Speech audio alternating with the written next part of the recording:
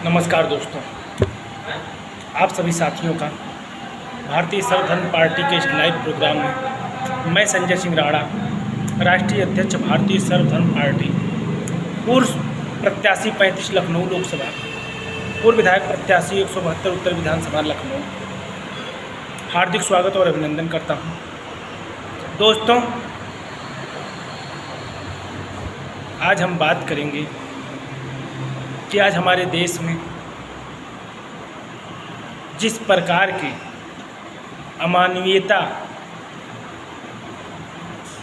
बरस रही है वह काफ़ी चिंता का विषय है। दोस्तों, ये ऐसा पहली बार नहीं हो रहा है कि यह सिर्फ इस सरकार में ऐसी परिस्थितियां हमारे देश में उत्पन्न हो रही हैं। सरकार कोई भी हो, हमारे देश में हमेशा गरीबों का, मजलूमों का, कमज़ोरों का उत्पीड़न होता चला आया है और इस उत्पीड़न पर, इस गरीबों के मानवाधिकारों के हनन पर, गरीबों पर हो रहे अमानवीय अत्याचारों पर हर सरकार सिर्फ जांच का आश्वासन देकर पल्ला झाड़ लेती है।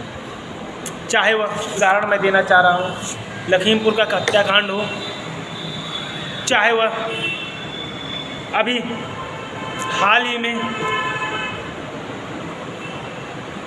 घटी घटनाएं हों,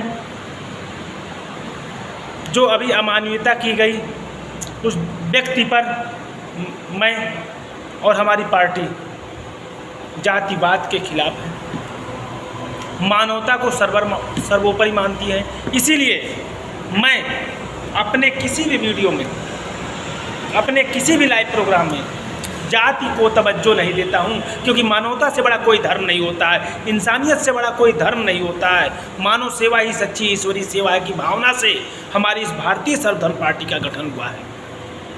उस व्यक्ति के ऊपर जिस प्रकार बाथरूम किया गया और हमारी सरकार पल्ला झाड़ ली, और इस समय जो मणिपुर में हो रहा है, जो देश को शर्मसार कर रहा है, लेकिन हमारे हुक्मरान, हमारी सरकार के आंखों का पानी मर गया है।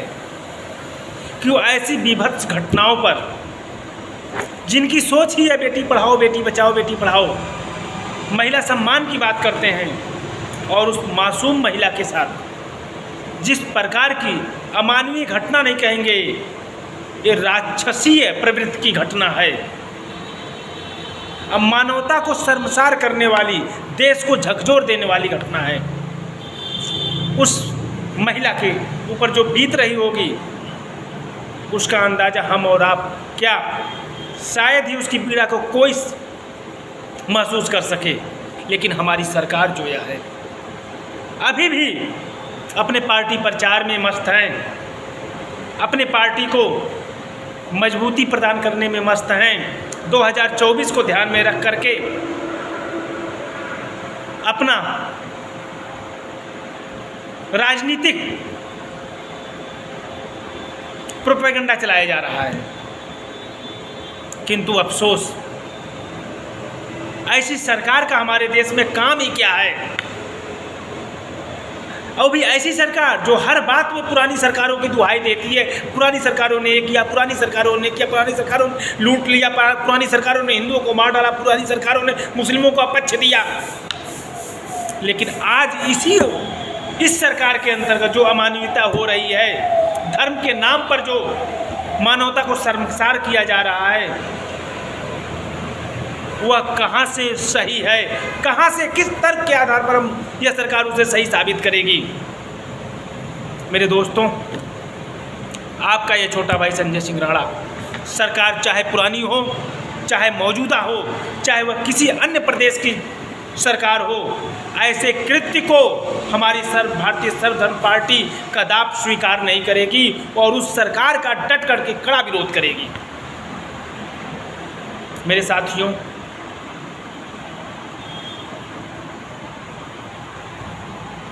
अन्याय किसी के द्वारा क्यों न किया गया हो, वह अन्याय ही होता है। महाभारत में भगवान श्री कृष्ण ने कहा था, दुर्योधन से, जब दुर्योधन ने उन्हें भोजन का आग्रह किया, तब उन्होंने कहा था भोजन 2 ही जगह किया जाता है, या तो व्यक्ति भूखा हो या फिर भोजन करने का स्थान उसके मित्र का घर हो। और तब दुर्योधन के कहने पर भगवान ने कहा था, दुर्योधन ने भगवान से कहा, क्या मैं आपका मित्र नहीं हूँ? तो भगवान ने कहा था, अगर आप मेरे मित्र होते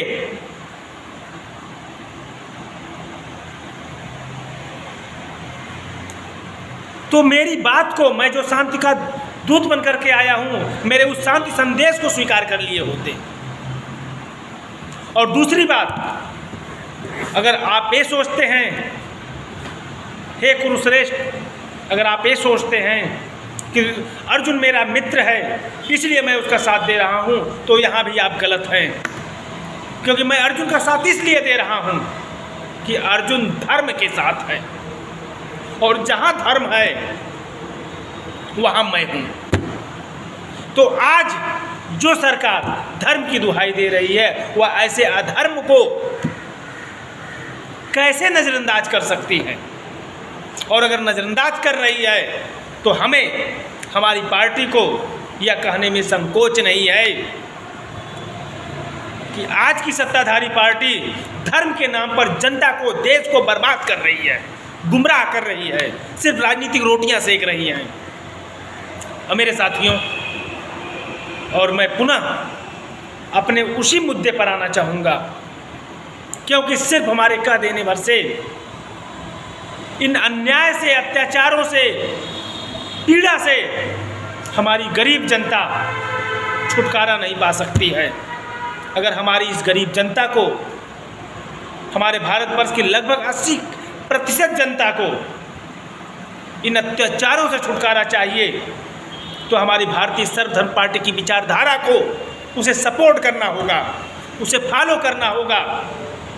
क्योंकि हमारी भारतीय सर्वधर्म पार्टी अपने भविष्य की परवाह न करते हुए, अपने पार्टी की राजनीतिक पृष्ठभूमि की परवाह न करते हुए, अपनी पार्टी के उद्देश्यों की और उसके आगे की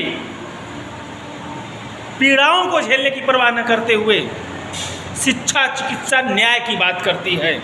और यह जो उत्पीड़न हमारा हो रहा है, वो हमारी अज्ञानता के कारण हो रहा है। अगर आप चाहते हैं कि ऐसी अमानवीय कृत्य आपके साथ न हो, ऐसी अमानवता आपके साथ न हो, ऐसा उत्पीड़न आपका साथ न हो, तो आपको शिक्षा को अपना अधिकार, अपना हथियार बनाना होगा। क्योंकि शिक्षा ही एकमात्र माध्यम है जो आपको आपके मानवाधिकारों को ससम्मान दिला सकता है। अगर आप शिक्षित नहीं है, आपको अपने संविधान की जानकारी नहीं है, आपको अपने कानून की जानकारी नहीं है, आपको अपने अधिकारों की जानकारी नहीं है, तो राह चलता व्यक्ति भी आपके साथ दुर्व्यवहार कर सकता है और करता है। यह मुझे कहने में कोई दुख नहीं है, आए दिन ये होता है। तो मैं आपको बार बार यही कहता चला आ रहा हूँ, और कि आप शिक्षा को अपना हथियार बनाइए। हाँ, मैं मानता हूँ आज आप चाह करके भी शिक्षा ग्रहण नहीं कर सकते हैं, क्योंकि इन चंद भ्रष्ट राजनेताओं ने शिक्षा को अपनी जागीर बना दी है, शिक्षा को इतनी महंगी कर दिया है, शिक्षा का व्यवसायीकरण कर दिया है कि वह हमारी देश की 80% जनता के पहुंच से दूर जा चुकी है।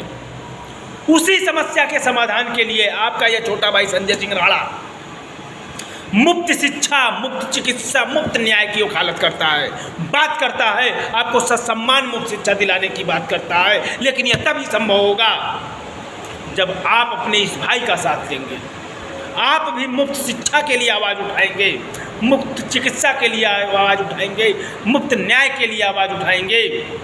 यह आपके वोट बैंक की बहुत बड़ी ताकत है। इस ताकत का, अपने इस वोट का महत्व अगर आप अपनी सरकारों को समझाने में कामयाब हुए तो मुफ्त शिक्षा कोई बड़ी बात नहीं है मेरे दोस्तों। आपके इस वोट बैंक की ताकत से बड़ी बड़ी सरकारें नेस्ता नाबूद हो गई हैं।